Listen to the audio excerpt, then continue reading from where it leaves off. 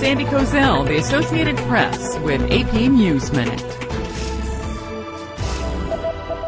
Winter weather warning right now. Here's a live look at the Fox 6 snow stick. This is out on the weather dick. And take a look at the weather forecast for today for the United States of America. Rain and cold front limp to the east coast, starting off in the northeast. A weak storm and cold front push through the region today and will likely do so through tonight. Light rain and showers will move into western areas during the day and move toward the coast during the evening. The rain and showers will push off the coast with the cold front late tonight. Residual showers will linger in northern New England behind the front tomorrow. Meanwhile, temperatures should remain warm east of the rain today with highs in the 70s from Virginia to southwest Maine. Cooler temperatures, cooler 60s are expected from West Virginia to northern New England. In the south, light rain and showers line up along an eastward moving cold front from southern Texas to the central Carolinas. A few thunderstorms are possible on the Gulf Coast from Louisiana to the Florida Panhandle during the afternoon and early evening hours. The rain and showers will push toward the southeast coast and northeast part of Florida tonight and tomorrow. Dry conditions are anticipated along the southeast coast in most of Florida and Texas, Oklahoma, Arkansas, and northwest Louisiana. High temperatures are expected to be in the 70s from Texas and Oklahoma to the western and central Carolinas today. Warmer 80s and lower 90s are forecast in the eastern Carolinas, southern Georgia, and Florida. Here in the Midwest, a wave of low pressure brings another round of light rain and showers to the Ohio Valley and lower Great Lakes region through this afternoon. Showers accompany a cold front dropping southward through the northern and central plains and upper Midwest as well. It will be cold enough for additional snow in the Black Hills from this feature. Accumulations should be light, generally about 1 to 3 inches in the Black Hills. The front drops into Kansas and Missouri with rain showers tomorrow. Highs today will be in the 50s and 60s in the Great Lakes and Ohio Valley. Milder 60s to very low 70s in Kansas, Missouri, and Iowa. Chillier highs in the 40s and 50s stretch from the Dakotas and northern Minnesota to central Nebraska. Out west, rain and snow showers accompanying the next cold front dropping through the Rockies. During the day, the accumulating snow should be confined to the mountains of Wyoming and northern Colorado, with rain or mixed rain and snow showers in the lower elevations. Tonight, the front continues to move south through the Colorado region. Evening rain showers change over to a period of light snow along the front range with the potential for a slushy inch or two of accumulation by tomorrow morning. This could be the first measurable snow in Denver of the season. The average first measurable snowfall is October 19th, so this should be right on schedule. It should be dry across the remainder of the region. Cooler highs in the 30s and 40s are anticipated from southern Montana to the Colorado Rockies. Milder 50s are projected in northern Montana, eastern Idaho, northern Utah, and the remainder of Colorado. Elsewhere out west, highs in the northwest should be in the 60s to mid-70s. Across the southwest, highs will be mostly in the 70s and 80s for today. And that's a brief look at the nationwide weather forecast for this Thursday. In the meantime, take a look at the Kirksville, Missouri area weather forecast for today. We're expecting sunny skies with highs in the mid-60s. Westerly winds at about 10 to 15 miles an hour with wind gusts up to about 20 miles per hour at times. A few clouds for tonight, lows in the upper 30s. Westerly winds about 5 to 10. Cloudy skies tomorrow with a slight chance of rain after 1 o'clock tomorrow afternoon. Otherwise, mostly sunny skies, a little bit cooler. Highs in the mid-50s, northwest winds at about 10 miles an hour. And then for tomorrow night, mostly cloudy. Lows in the upper 30s, west to southwesterly winds at 5 to 10 miles an hour. Sunny skies Saturday, highs in the mid-50s, west winds at 10 to 15 miles an hour, wind gust up to 20 miles an hour. Partly cloudy for Saturday night, lows in the mid-30s. A little bit warmer for Sunday, highs near 60, lows in the mid-40s. And then for Monday, we'll see partly sunny skies, highs in the upper 50s, lows in the mid-30s. More the same for Tuesday, and colder for Wednesday, with partly sunny skies and highs around 50 degrees. And that, my friends, is a look at the Kirksville, Missouri area weather forecast for this Thursday, the 17th day of October. And let's see if I can get for you the state and regional conditions. Having a little trouble getting the data this morning, so we'll see if it's working now. Oh, good. Sunny skies, 52 degrees in downtown Kansas City, 52 and sunny at Lawrence, 50 and sunny at St. Joe, same for Maryville. Whiteman Air Force Base checking in with sunny skies and 52 degrees. Magic City, 52 at this hour, 49 and sunny in Kirksville, and 52 in St. Louis, and 53 at the state capitol, 54 into mostly sunny skies at Hannibal. Locally, winds are out of the southwest at about 10 miles per hour, relative humidity at 83%, barometric pressure steady at 29.96 inches of mercury.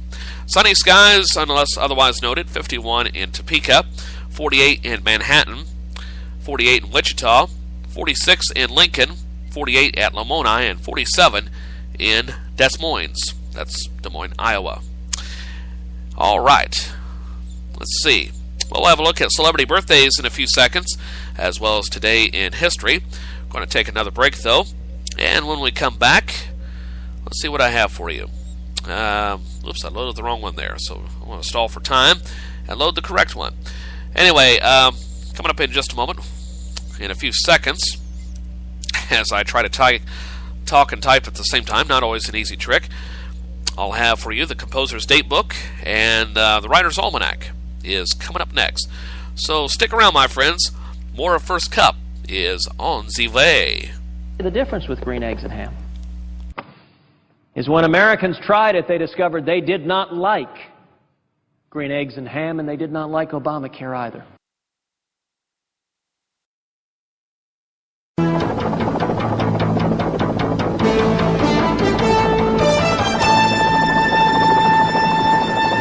Thanks for asking, but I'd rather not send you nude pictures. I'm camera shy. I already said no. It's against my religion. I'm giving my dog a bath. You can have pictures of that. Pressure gives me hives. Under my clothes, I'm a robot. Hold on, let me ask my mom. Sorry, my webcam is broken. I'm worried they'll get passed around school. Unfortunately, I just had my clothes surgically attached to my body. If they got out, I might never be president. I'm already naked, under my clothes. Not even if you were all three Jonas Brothers. I have a rash. I have nudophobia. I have lizard skin. The more you ask, the less I want to. You're not the boss of me. Nudity makes me vomit. I'm a vampire, so I don't show up in pictures anyways. Your badgering has really killed the mood.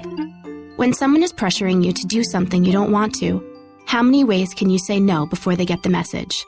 Let us know at that'snotcool.com. Brought to you by the Ad Council.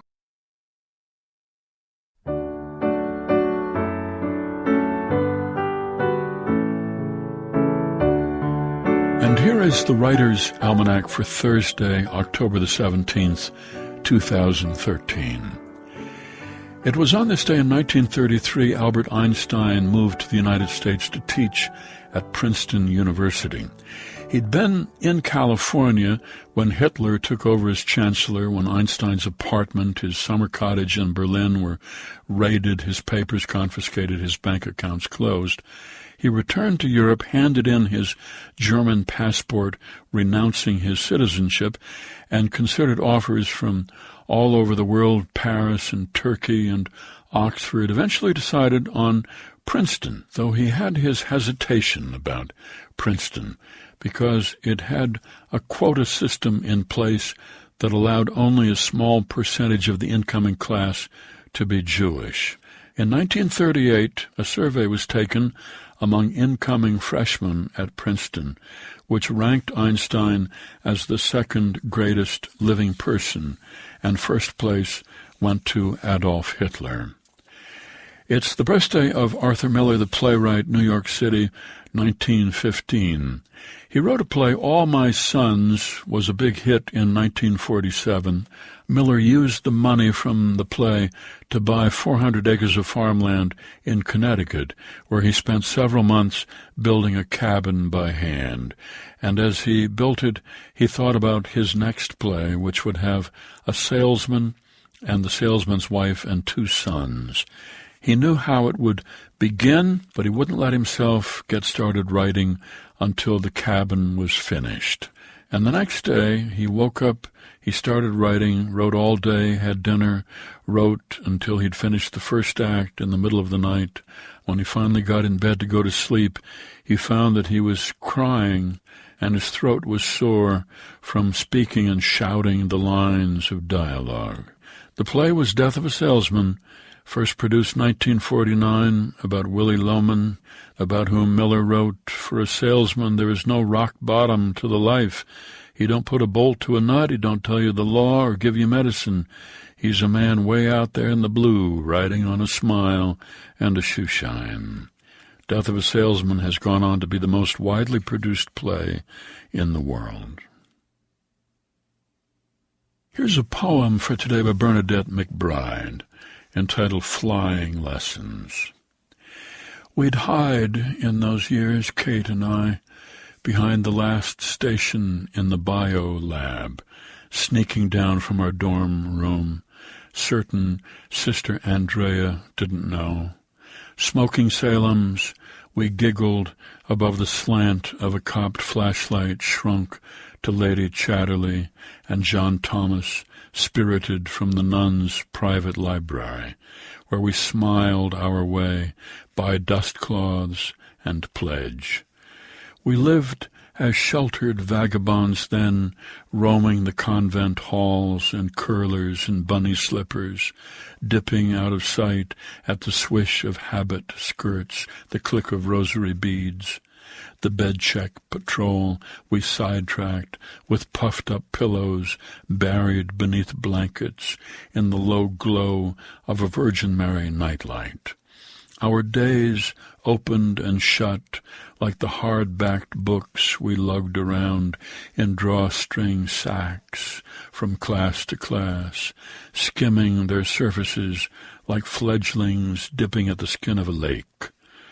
Only half mindful of the lessons electric in the passion of our teachers, half alert to the gaining weight of our widening minds. Flying Lessons, a poem by Bernadette McBride, from Waiting for the Light to Change, published by Word Press and used by permission here on the Writer's Almanac. Supported by the Poetry Foundation, you can turn your iPhone or Android into a virtual poetry library with the Poetry Foundation's poetry app, available to everyone online at poetryfoundation.org/mobile. Produced by Joy Biles with assistance from Kathy Roach. Be well, do good work, and keep in touch.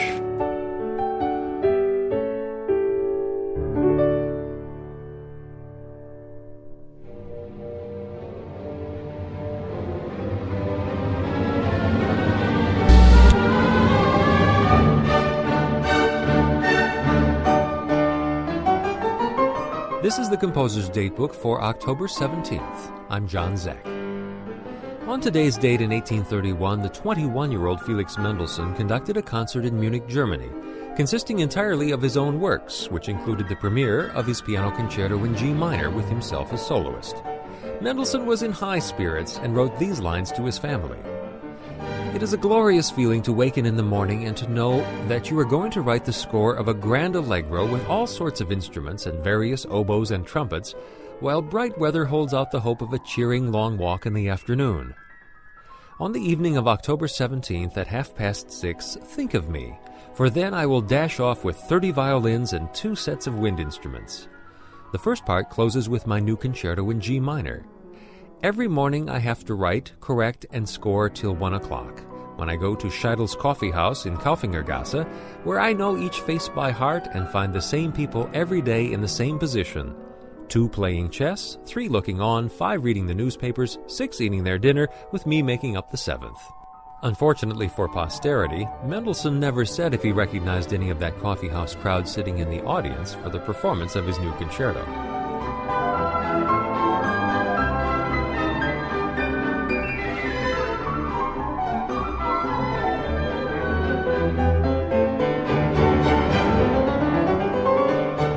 For more information on composers and their music, go to our website, composersdatebook.org. Composer's Datebook is a production of APM, American Public Media, and the American Composers Forum. reminding you that all music was once new. This is Across Our Wide Missouri with Bob Priddy.